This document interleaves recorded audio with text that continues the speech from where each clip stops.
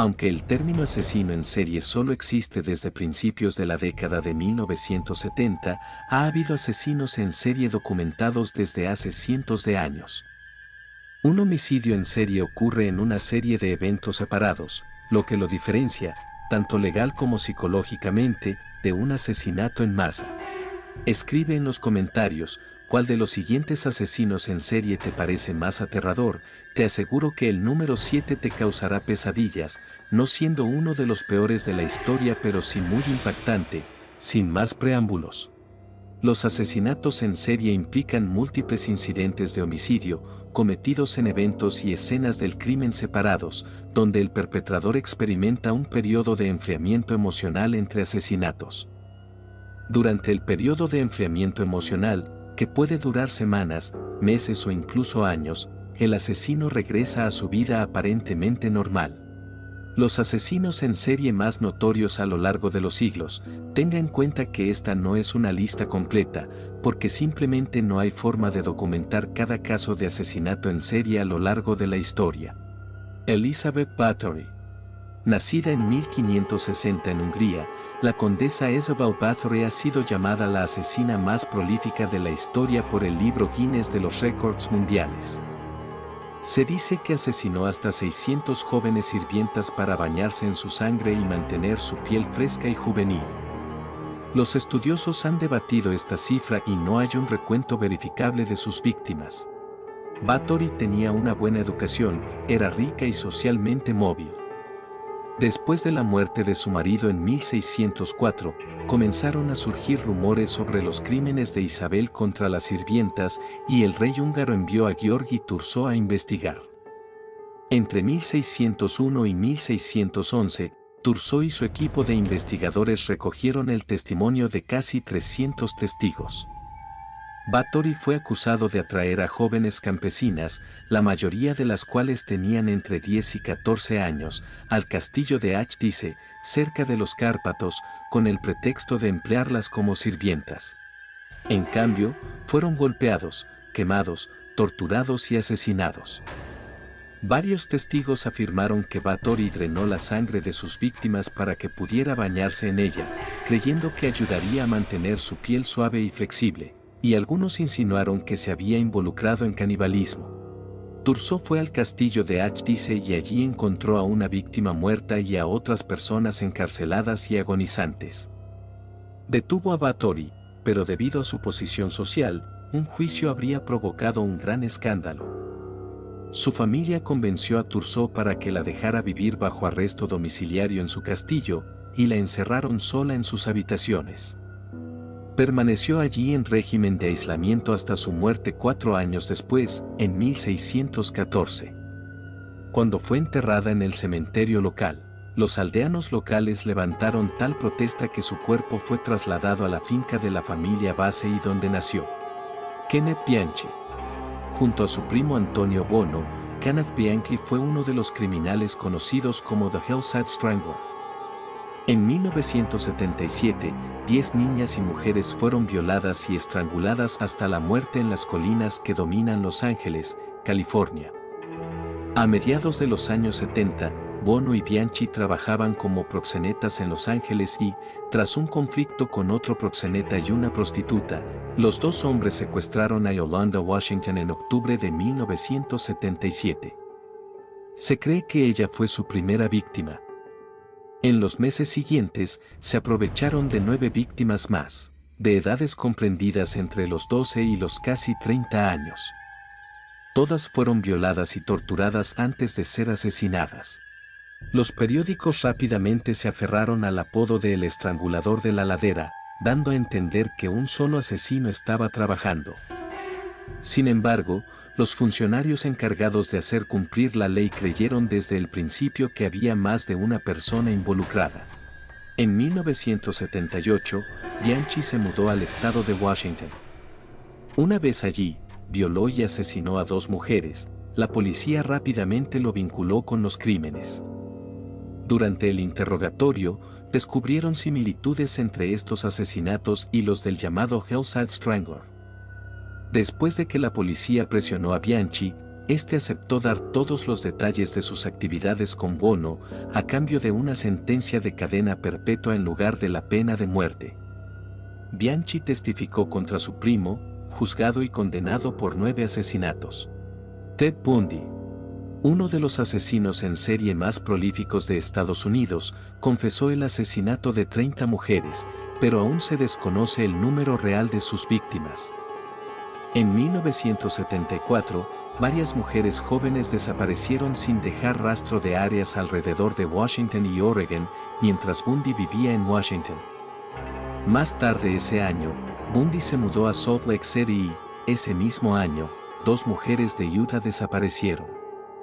En enero de 1975, se denunció la desaparición de una mujer de Colorado. En ese momento, las autoridades policiales comenzaron a sospechar que se trataba de un hombre que cometía delitos en varios lugares. Varias mujeres informaron que se les había acercado un hombre apuesto que se hacía llamar Ted, que a menudo parecía tener un brazo o una pierna rotos, y les había pedido ayuda con su viejo Volkswagen. Pronto, un boceto compuesto comenzó a circular en los departamentos de policía de todo el oeste. En 1975, Bundy fue detenido por una infracción de tránsito y el oficial que lo detuvo descubrió esposas y otros artículos cuestionables en su automóvil. Fue arrestado bajo sospecha de robo y una mujer que se había escapado de él el año anterior lo identificó en una rueda de reconocimiento como el hombre que intentó secuestrarla. Bundy logró escapar de la policía 2 veces, una vez mientras esperaba una audiencia previa al juicio a principios de 1977 y otra en diciembre de ese mismo año. Después de su segunda fuga, se dirigió a Tallahassee y alquiló un apartamento cerca del campus de la FSU con un nombre falso. Apenas 2 semanas después de su llegada a Florida, Bundy irrumpió en la casa de una hermandad de mujeres, asesinó a 2 mujeres y golpeó brutalmente a otras 2. Un mes después, Bundy secuestró y asesinó a una niña de 12 años. Pocos días después, lo arrestaron por conducir un automóvil robado y la policía pronto pudo resolver el rompecabezas. El hombre bajo su custodia era el sospechoso de asesinato fugitivo Ted Bundy. Con pruebas físicas que lo vinculaban con el asesinato de las mujeres en la casa de la hermandad, incluido un molde de marcas de mordeduras dejadas en una de las víctimas, Bundy fue enviado a juicio. Fue declarado culpable de los asesinatos en la casa de la hermandad de mujeres, así como del asesinato de la niña de 12 años, y recibió 3 sentencias de muerte. Fue ejecutado en enero de 1989. Andrei Chikatilo. Apodado el carnicero de Rostov, Andrei Chikatilo agredió sexualmente, mutiló y asesinó al menos a 50 mujeres y niños en la ex Unión Soviética entre 1978 y 1990. La mayoría de sus crímenes los cometió en el Oblast de Rostov, parte de la región federal del sur. Distrito. Chikatilo nació en 1936 en Ucrania, de padres empobrecidos que trabajaban como jornaleros agrícolas. La familia rara vez tenía suficiente para comer y su padre fue reclutado en el Ejército Rojo cuando Rusia entró en la Segunda Guerra Mundial. En su adolescencia, Chikatilo era un ávido lector y miembro del Partido Comunista. Fue reclutado por el ejército soviético en 1957 y cumplió sus 2 años de servicio obligatorios. Según los informes, Chikatilo sufría de impotencia desde la pubertad y, en general, era tímido con las mujeres. Sin embargo, cometió su primera agresión sexual conocida en 1973, mientras trabajaba como profesor, cuando se acercó a una estudiante adolescente, le acarició los senos y luego eyaculó sobre ella. En 1978, Chikatilo progresó hasta el asesinato, cuando secuestró e intentó violar a una niña de 9 años. Incapaz de mantener una erección, la estranguló y arrojó su cuerpo a un río cercano. Más tarde, Chikatilo afirmó que después de este primer asesinato, solo pudo alcanzar el orgasmo cortando y matando a mujeres y niños. Durante los años siguientes, decenas de mujeres y niños de ambos sexos fueron encontrados agredidos sexualmente, mutilados y asesinados en la ex Unión Soviética y Ucrania. En 1990, Andrei Chikatilo fue detenido tras ser interrogado por un agente de policía que tenía bajo vigilancia una estación de ferrocarril. En la estación se había visto con vida a varias víctimas por última vez. Durante el interrogatorio, Chikatilo conoció al psiquiatra Alexandr Bukanovsky, quien había escrito un extenso perfil psicológico del entonces desconocido asesino en 1985. Después de escuchar extractos del perfil de Bukanovsky, Chikatilo confesó. En el juicio fue condenado a muerte y, en febrero de 1994, ejecutado. Mary Ann Cotton. Nacida Mary Ann Robson en 1832 en Inglaterra, fue condenada por asesinar a su hijastro envenenándolo con arsénico y era sospechosa de haber matado a 3 de sus 4 maridos para cobrar su seguro de vida. También es posible que haya matado a 11 de sus hijos. Su primer marido murió de un trastorno intestinal, mientras que el segundo sufrió parálisis y problemas intestinales antes de su muerte. El marido número 3 la echó cuando descubrió que había acumulado muchas facturas que no podía pagar, pero el cuarto marido de Cotton murió de una misteriosa enfermedad gástrica. Durante sus 4 matrimonios, 11 de los 13 hijos que tuvo murieron, al igual que su madre, sufriendo todos extraños dolores de estómago antes de fallecer. El hijastro de su último marido también murió y un funcionario parroquial empezó a sospechar. El cuerpo del niño fue exhumado para su examen y Cotton fue enviada a la cárcel, donde dio a luz a su 13º hijo en enero de 1873. 2 meses después, comenzó su juicio y el jurado deliberó durante poco más de 1 hora antes de emitir un veredicto de culpabilidad. Cotton fue sentenciada a ser ejecutada en la horca, pero hubo un problema porque la cuerda era demasiado corta y en su lugar murió estrangulada. Luisa de Jesús. En el Portugal del siglo XVIII, Luisa de Jesús trabajó como criadora de bebés acogiendo a niños abandonados o de madres indigentes. De Jesús cobró una tarifa, aparentemente para vestir y alimentar a los niños, pero en lugar de eso los asesinó y se embolsó el dinero. A los 22 años, fue declarada culpable de la muerte de 28 niños bajo su cuidado y ejecutada en 1722. Fue la última mujer en Portugal en ser ejecutada. Gilles de Rais. Gilles de Montmorency Laval, señor de Rais, fue acusado de ser un asesino en serie de niños en la Francia del siglo XV. Nacido en 1404 y soldado condecorado, de Rais luchó junto a Juana de Arco durante la Guerra de los 100 años, pero en 1432 regresó a su propiedad familiar. Muy endeudado en 1435, abandonó Orleans y se dirigió a Bretaña, posteriormente se trasladó a Machecoul. Había cada vez más rumores de que de Rais incursionaba en lo oculto, en particular, se sospechaba que experimentaba con la alquimia e intentaba convocar demonios. Supuestamente, cuando el demonio no apareció, de Rais sacrificó a un niño alrededor de 1438, pero en su confesión posterior admitió que el primer asesinato de un niño tuvo lugar alrededor de 1432. Entre 1432 y 1440, decenas de niños desaparecieron, y los restos de 40 fueron encontrados en Machecoul en 1437. 3 años más tarde, de Rais secuestró a un obispo durante una disputa, y la investigación posterior reveló que él, con la ayuda de 2 hombres sirvientes, habían estado abusando sexualmente y asesinando a niños durante años.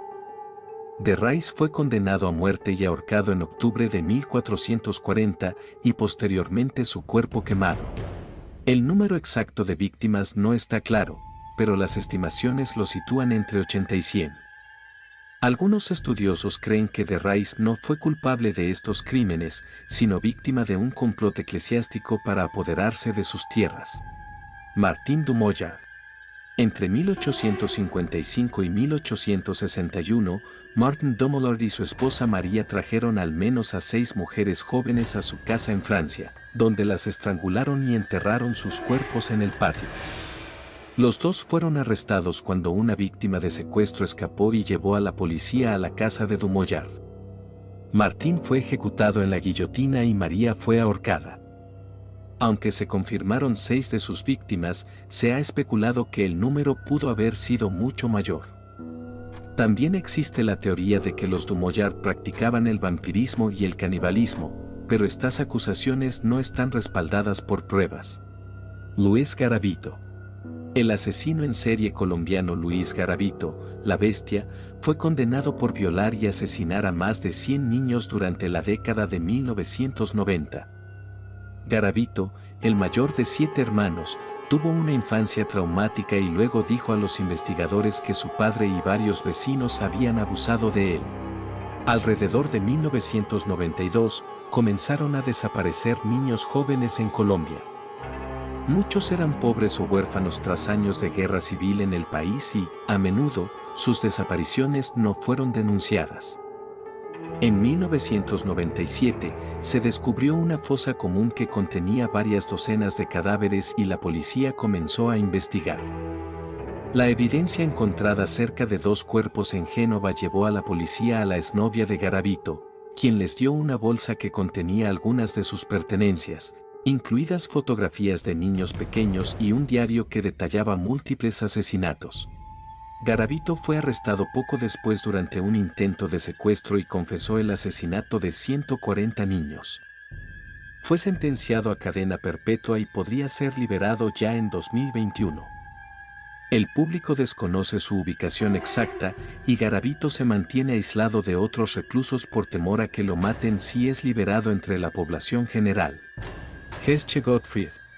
Nacida como Hesche Margaretetti en 1785, se cree que Hesche Gottfried sufrió el síndrome de Munchausen por poderes, como resultado de una infancia privada de la atención de sus padres y que la dejó hambrienta de afecto. Como muchas otras asesinas en serie, el veneno era el método preferido de Gottfried para matar a sus víctimas, entre las que se encontraban sus padres, sus 2 maridos y sus hijos. Fue una enfermera tan dedicada mientras estaban enfermos que los vecinos se referían a ella como el ángel de Bremen, hasta que la verdad salió a la luz. Entre 1813 y 1827, Gottfried mató a 15 hombres, mujeres y niños con arsénico. Todas sus víctimas eran amigos o familiares. Fue arrestada después de que una víctima potencial sospechara de unos extraños copos blancos en la comida que le había preparado.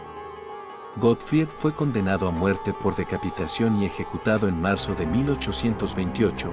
La suya fue la última ejecución pública en Bremen. Francisco Guerrero.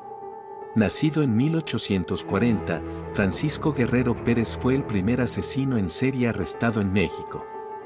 Violó y mató al menos a 20 mujeres, casi todas prostitutas, durante una ola de asesinatos de 8 años que fue paralela a la de Jack el Destripador en Londres. Nacido en una familia numerosa y empobrecida, Guerrero se mudó a la Ciudad de México cuando era joven. Aunque estaba casado, a menudo contrataba prostitutas y no lo ocultaba. Se jactaba de sus asesinatos, pero los vecinos le temían y nunca denunciaban los crímenes.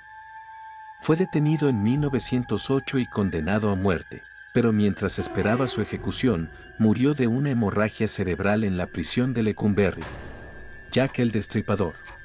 Uno de los asesinos en serie más legendarios de todos los tiempos fue Jack el Destripador, activo en el barrio londinense de Whitechapel en 1888. Su verdadera identidad sigue siendo un misterio, aunque se han especulado teorías sobre más de 100 posibles sospechosos, que van desde un pintor británico hasta un miembro de la familia real. Aunque hay 5 asesinatos atribuidos a Jack el Destripador, hubo 6 víctimas posteriores que tenían similitudes en el método. Sin embargo, hubo inconsistencias en estos asesinatos que indican que pueden haber sido obra de un imitador. Aunque el Destripador no fue sin duda el primer asesino en serie, sí fue el primero cuyos asesinatos fueron cubiertos por los medios de comunicación de todo el mundo. Como todas las víctimas eran prostitutas de los barrios marginales del East End de Londres, la historia llamó la atención sobre las horribles condiciones de vida de los inmigrantes, así como sobre la peligrosa experiencia de las mujeres empobrecidas. Edmundo Kemper. El asesino en serie estadounidense Edmund Kemper tuvo un comienzo temprano en su carrera criminal cuando asesinó a sus abuelos en 1962, tenía 15 años en ese momento. Liberado de prisión a los 21 años, secuestró y asesinó a algunas jóvenes autoestopistas antes de desmembrar sus cuerpos. No fue hasta que asesinó a su madre y a uno de sus amigos que se entregó a la policía. Kemper cumple varias cadenas perpetuas consecutivas en prisión en California.